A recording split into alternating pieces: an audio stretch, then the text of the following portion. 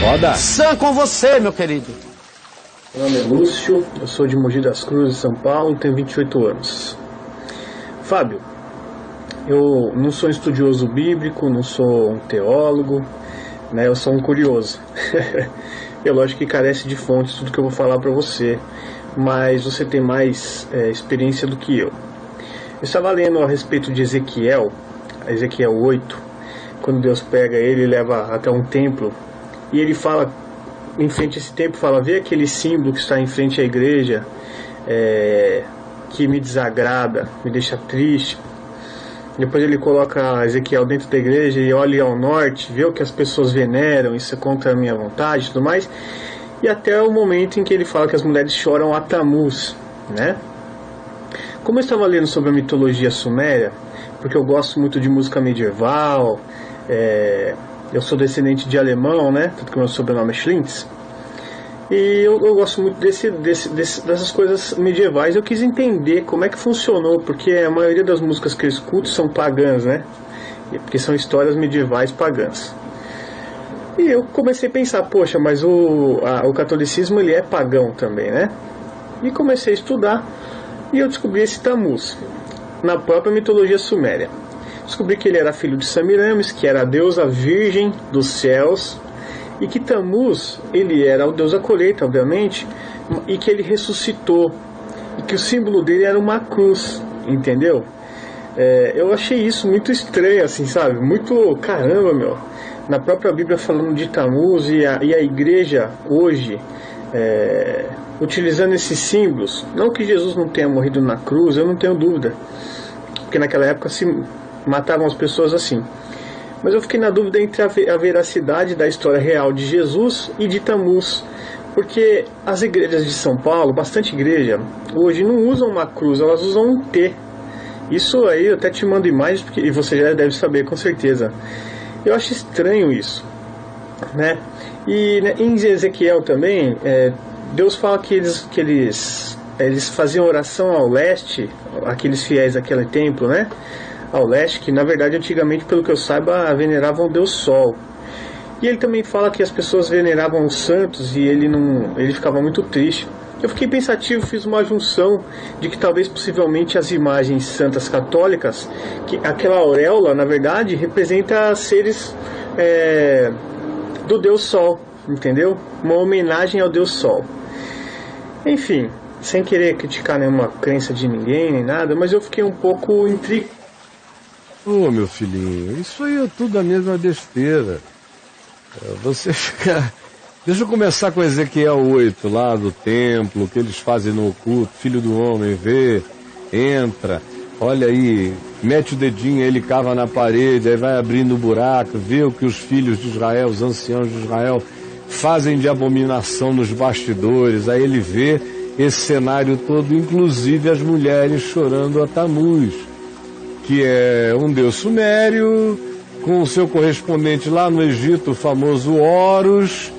O Tamuz era casado com Astarote. Toda essa coisa que a gente conhece, que mistura a cultura suméria com a cultura egípcia, com a cultura grega, são grandes sincretismos. Tudo isso é extremamente semelhante. E o cristianismo, deixa eu repetir, filho, o cristianismo, que não tem nada a ver com o evangelho, é o maior sincretismo histórico de todos os tempos. É o cristianismo. O cristianismo fez sincretismo de tudo. Ele pegou e absorveu todos os deuses míticos, todos, os romanos, greco-romanos, egípcios, acádios, sumérios, persas, fez sincretismo de tudo isso, foi colocando nomenclaturas cristãs, aproveitou o paganismo presente em todas aquelas culturas e rebatizou os mesmos entes, as mesmas entidades, os mesmos presépios com os nomes dos santos do cristianismo. Essa pateticidade que você tem aí, querer levar isso a sério, ou ficar preocupado com a cruz. A cruz foi inventada pelos romanos, não tem nada a ver com ninguém, não foi Jesus que disse: eu estou tendo uma ideia. uma logomarca da pesada para nós, da cruz. Plano de máquina. É, e nada, foram os romanos 600 anos antes, para humilhar os vencidos nas batalhas, pendurá-los no madeiro, para fazer exemplos públicos excruciantes. É daí que vem a cruz. Jesus era uma cadeira elétrica. Era como agora a gente fazer da cadeira elétrica alguma coisa especial, ou fazer de uma guilhotina, ou fazer de uma forca. Era só um modo de matar, gente. Não tem nada místico na cruz. A cruz não existia antes da fundação do mundo, tinha uma cruz. Não! A cruz, como instrumento histórico, é uma invenção humana. Como geometria cósmica, é criação divina, como o círculo, o quadrado, o retângulo, o que você quiser. Mas não passa disso.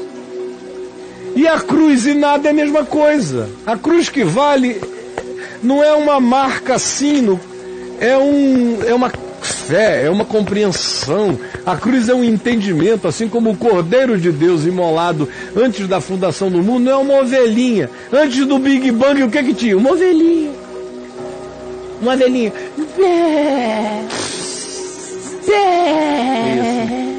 Antes é o da cordeiro, do... antes da fundação tá do lá mundo. a ovelhinha. Aí lá vem Deus e diz assim, vamos matar a ovelha para criar o mundo. Aí corta o pescoço da ovelha. Aí o mundo, bum.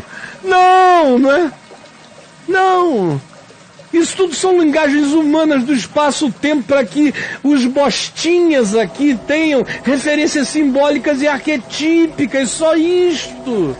Agora, o resto da história que você contou, a de Ezequiel 8 tinha a ver com o sincretismo de Israel. E o que você viu depois sobre o cristianismo é o sincretismo do cristianismo. E não tem nada a ver com Jesus, não tem nada a ver com o Evangelho. Você não lê que chegando Paulo em Icônia levantou uma cruz de madeira no alto do monte. Paulo nunca faria isso. Isso para Paulo era idolatria pagã. Cruz para ele era um conceito, cruz para ele era uma certeza. Cruz para ele era a convicção da revinculação, da reconstrução, do refazimento da ponte, da reconciliação do homem com Deus. Era isso, esse é o significado, e não tem nada a ver com nenhum objeto, nenhuma manifestação física. Pelo amor de Deus, entendam isso para sempre e separem evangelho de cristianismo. Porque enquanto para vocês Jesus tiver alguma coisa a ver com o cristianismo, vocês vão ficar mais perdidos do que cachorro que cai de mudança.